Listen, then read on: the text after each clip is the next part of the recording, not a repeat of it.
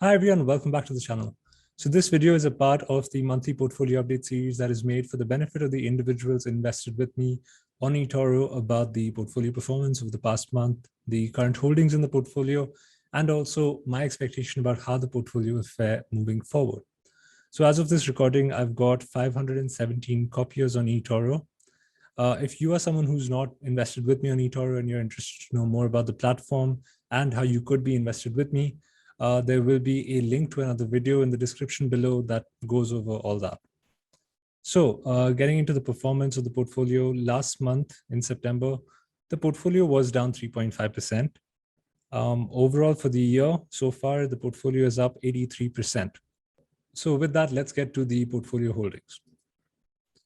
So there really wasn't much in September for all the portfolio companies. Mainly, there were changes with respect to Pershing Square and IWG. So Pershing Square, which is our largest holding, on a cost basis, it's around 20.26%, and on a value basis, it's 22% because of the gain. Pershing had a new position added to the portfolio, which was Universal Music Group. And that came about because Vivendi, the parent company of UMG, decided to spin off UMG and list them on the public market. Pershing Square had a 10% allocation of UMG. Basically, they controlled 10% of the outstanding shares of UMG. And when UMG was listed on the Amsterdam Exchange on 21st of September, the stock jumped 35% in a single day, which was fantastic news for Pershing Square. The NAV of PSH increased, but the stock did not increase as much. And we can see that here. On the 28th of September, we saw a huge spike till the 22nd, 6.5% almost here, because of the UMG listing. But since then, UMG stock has kind of gone down and up. So Pershing stock has also kind of followed that same trajectory. Here's the reference for UMG, just so you can compare the two. So yeah, went down initially, and then again, now it's back up. So Pershing has kind of followed that same trajectory. With respect to Pershing Square, I thought there would be more of an increase after the UMG listing, especially because, you know, it's just one position in the entire portfolio. The others also doing considerably well. The NAV of Pershing Square continues to increase, even if the stock price does not reflect it.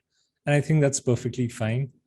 I think PSH continues to be a portfolio position with limited downside and potentially great upside as Bill Ackman continues to go out and make sensible deals in the public and the private markets.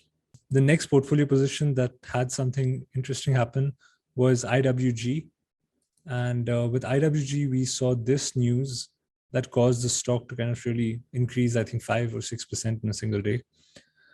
It's that the CEO and the founder of Regis announced that the company was maybe considering a breakup, wherein they would kind of split their owned property business from their franchise business, and they would also spin off their worker application, which is like kind of like the technology part of the business.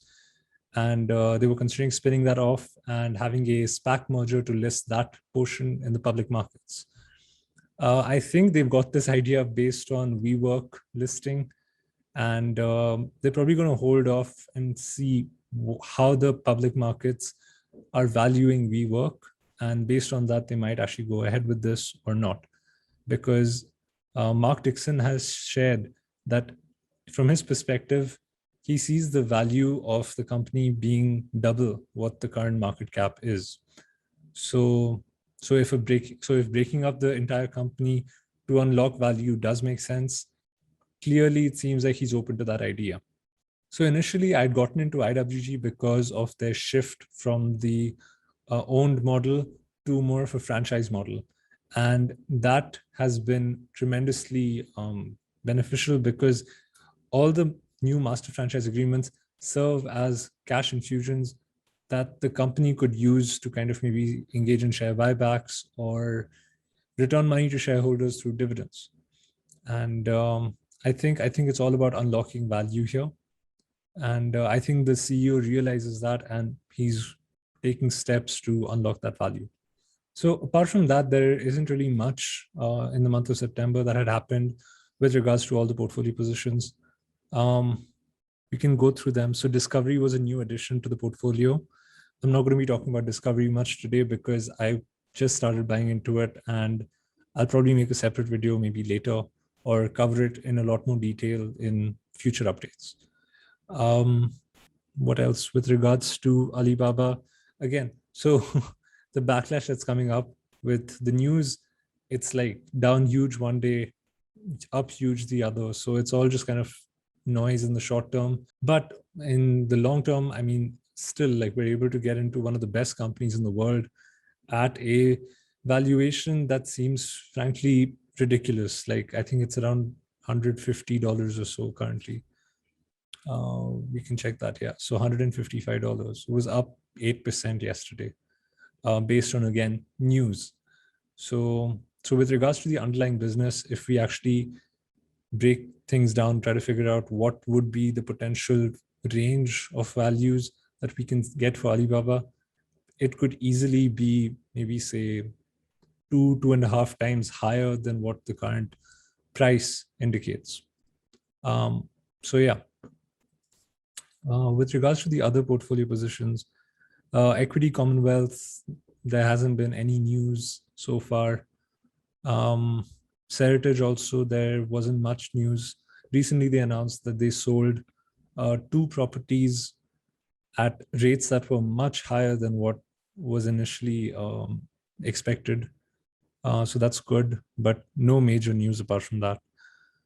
Twitter had some news where they've started integrating Bitcoin into the platform, and they started beta testing some of the subscription services.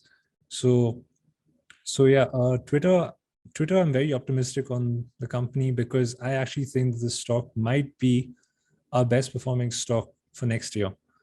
So lots of new changes coming about with Twitter. They even mentioned that they are planning on selling. Actually, they've already sold Mopub, which they had bought in, I think, 2013 here.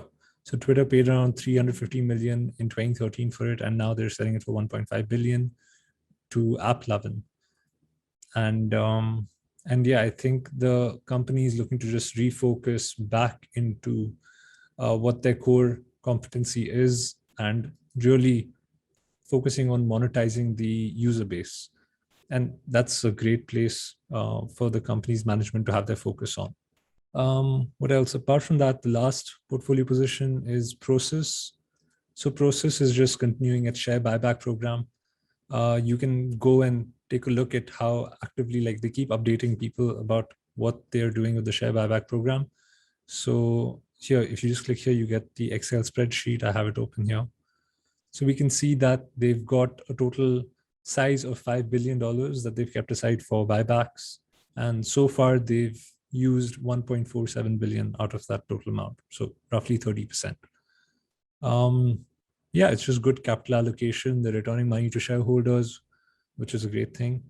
And especially at these prices when Tencent is down a lot and from its highs, and it's a great time to be buying back shares of Prosus at a discount to the Tencent stake. So yeah, Prosus is increased to a 10% allocation in the overall portfolio, roughly 10%, just under. And it's on a value basis still also at 9.5. So around where we are invested, just down 2% here. So yeah, that pretty much covers the update of the portfolio. If there are any specific questions that you've got about any of the positions in the portfolio, or barring Discovery, I will discuss it later. Anything apart from that, if you would like to, if you've got any questions, feel free to share them in the comments below, or you can even send me a message on Twitter or Instagram. Links to the social media platforms are in the description. So take a look if you would like to connect with me. And yeah, that pretty much covers the update. Thank you for watching and have a great day.